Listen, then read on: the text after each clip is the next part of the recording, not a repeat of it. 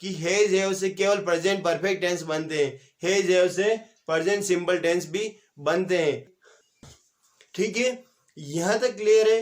अब हम देखते हैं वही चीज जो प्रेजेंट सिंपल टेंस के अंदर यूज होती है, प्रेजेंट सिंपल विथ मोशन के अंदर, जिसके अंदर क्या होता है, सब्जेक्ट के बाद मेन वर्ब क्या यूज किया जाता है।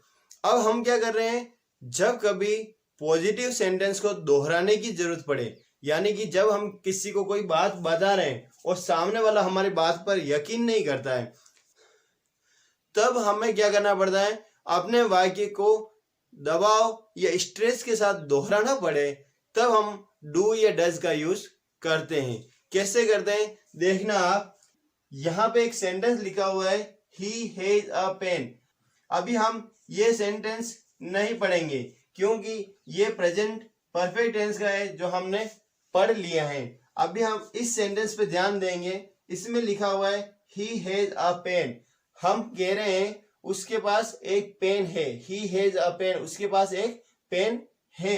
तो ऐसी स्थिति में क्या हो रहा है, अगर कोई अपनी बात को काटते हुए कह दे उसके पास पेन नहीं है, यहाँ पे अपन पेन का एग्जांपल ले रहे हैं, हम चाहे कार का ले सकते, बिल्डिंग का ले सकते हैं, कुछ भी ले सकते हैं, लेकिन अभी हम एक पेन का एग्जांपल ले रहे हैं, ही हैज अ पेन, और किसी ने हमारी बात को काटते हुए कह दिया है कि उसके पास पेन नहीं है। हम कह रहे हैं ही हैज अ पेन, उसके पास पेन है, और कोई कह रहा है कि उसके पास पेन नहीं है, तब हमें क्या करना पड़ता है, अपनी बात को दोहराने की जरूरत पड़ती है और हम उस पर स्ट्रेस लगाते हैं डू या डज से। आपको ध्यान देना है, अगर आपने क्लास को ध्यान से नहीं देखा है तो आपको ये समझ में नहीं आएगा।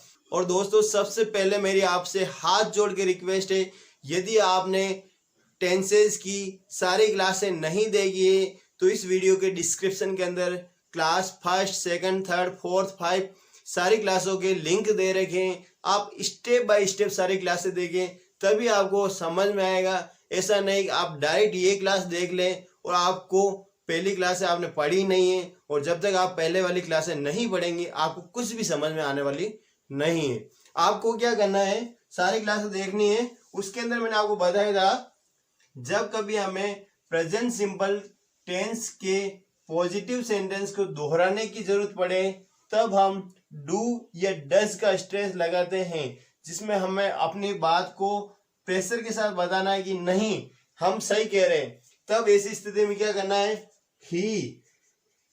अब यहाँ पे डू लगेगा या डज लगेगा, मैंने आपको अच्छी तरह से नोट करवा दिया था, फिर भी मैं आपको एक बार और नोट करवा देता हूं, ध्यान से आप लिख लीजिए। आई, वी, यू, दे और नाउन प्लूरल के साथ डू शब्द का यूज किया जाता है। आई, वी, यू, दे और नाउन प्लूरल के साथ डू शब्द का यूज किया जाता है।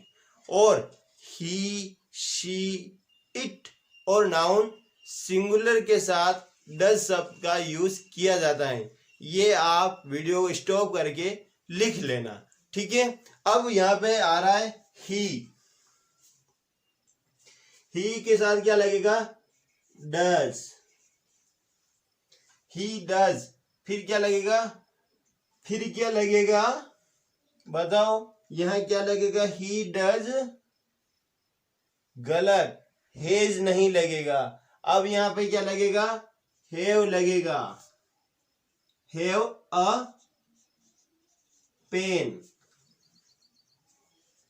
ही डज हैव अ पेन।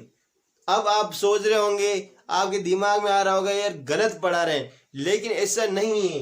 ही के साथ यदि डज लग गया है तो डज के अंदर एस और ईएस शामिल है, और जब कभी ऐसा होता है तो उसके बाद आने वाली मेन वर्ब के साथ लगा हुआ एस और ईएस हट जाता है। इसलिए हमें यहाँ पे हेज यूज नहीं करेंगे क्योंकि हेज के अंदर एस शामिल है। अब हमें क्या यूज करना पड़ेगा, have, he does have a pen. बहुत मुश्किल टेंस है ये, आप इसको आसान मान रहे हो लेकिन ये बहुत ही मुश्किल काम है। इसके आगे नेगेटिव, इंट्रोगेटिव, इंट्रोनेगेटिव, जो भी चीज आप पढ़ोगे, ये चाहे 1 घंटे की क्लास हो चाहे आधे घंटे की क्लास हो, आपको इसको कम से कम 10 बार रिपीट करके देखना ही पड़ेगा, क्योंकि इसके अंदर जो मैं आपको इम्पोर्टेंट चीज बता रहा हूं वो आपको इंग्लिश का पेपर सोल्व करने के लिए, एग्जाम में क्वेश्चन आंसर लिखने के लिए, चाहे आप बड़ा पैराग्राफ लिखो, निबंध लिखो, लेटर लिखो, चाहे आप एप्लीकेशन लिखो, चाहे आप किसी के सामने इंग्लिश में बातें करो या कोई इंग्लिश में बोल रहा है तो आप समझ सको, उन सब के लिए ये जो टेंस मैं आपको पढ़ा रहा हूं present simple tense has have वाला, ये आपको आना जरूरी है। ये इतनी इंपॉर्टेंट क्लास है और आपको ये देखनी है और कम से कम आपको इसको 10 बार देखना है और हर एक पॉइंट को नोट करना है और हो सके तब तक अपने मन से जितने एग्जाम्पल बना सकते हो एक कॉपी में बना दे रहे हो। और जब भी आपका दिल चाहे, आपका मन हो कि यार नहीं मुझे इस पर कॉन्फिडेंस नहीं है, ये सेंटेंस सही नहीं बना है, तो मुझे व्हाट्सएप कर लीजिएगा। मैं आपके एक एक एग्जाम्पल को सही तरह से चेक करके आपको वापस रिप्लाई कर दूंगा ये सेंटेंस आपका इस जगह गलत है। ठीक है, तो इसको ध्यान से देखना। मैं सारे नियम पढ़ा रहा हूं, तो ये जो नियम पढ़ा रहा हूं उसमें क्या है, सब्जेक्ट पर हमें क्या कर रहे हैं, स्ट्रेस लगा रहे हैं। क्या कर रहे हैं, सब्जेक्ट पर हम स्ट्रेस लगा रहे हैं डू या डज का। अब डज का यूज क्यों हुआ, क्योंकि यहाँ पे ही आ रहा है, तो he does have a pen, उसके पास पेन है। अब हिंदी वाक्यों को देख लेते हैं। ही हैज अ पेन, उसके पास एक पेन है, और कोई कह रहा है उसके पास पेन नहीं है, तो अपन क्या कर रहे हैं, he does have a pen, है उसके पास एक पेन, है ना। अपने कहे गए वाक्य को हम एक स्ट्रेस के साथ, एक दबाव के साथ दोहराते हुए कहते हैं, तो इसमें हमें डू या डज का स्ट्रेस लगाते हैं। ठीक है, अगला पॉइंट हमें जो ध्यान देना है वो यह है कि इस तरह के जो टेंस है, कैसे present simple with has have से जो टेंस बन रहे हैं, इस तरह के टेंस के अंदर जो सेंटेंस बनते हैं उसमें प्रश्नवाचक वाक्य कैसे बनते हैं, इंट्रोगेटिव और इंट्रोनेगेटिव वाक्यों की शुरुआत कैसे होती है, वो होती है डू या डज से।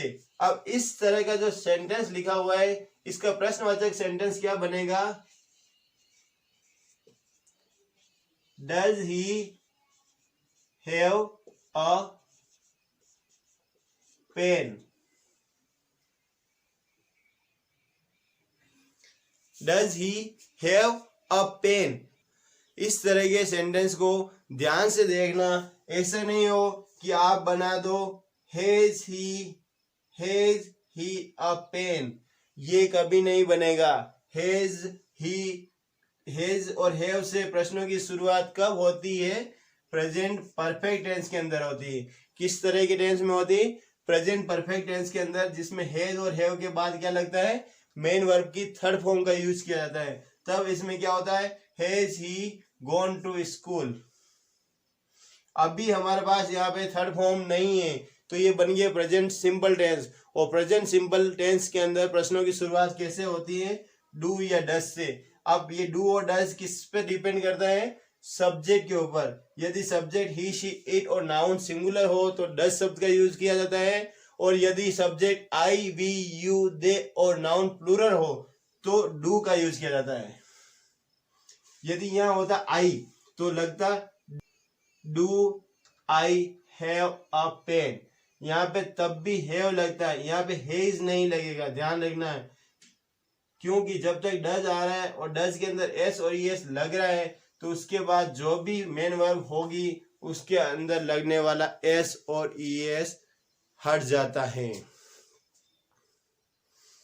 सिंपल तरीके से बता रहा हूं, आप आराम से देखिए। आपको लगता है कि यार अब दिमाग में घुसना बंद हो गया तो वीडियो को रोक दीजिए और मोबाइल को साइड में रख दीजिए, कोई दिक्कत नहीं। अपन जब वापस फ्री होंगे तब देखेंगे। आप अक्सर कंपटीशन एग्जाम भी देते हैं और कंपटीशन एग्जाम के अंदर भी कोई क्वेश्चन आते हैं जिसमें अपने को ऐसे सेंटेंस को पहचानने पड़ते हैं भी यार ये किस तरह के सेंटेंस आते हैं, इनको प्रेजेंट सिंपल मानेंगे, प्रेजेंट परफेक्ट मानेंगे, तब आपके लिए काम का है। आप कहते हो कि यार मैं कंपटीशन एग्जाम देने गया और मैं 1 नंबर से रह गया।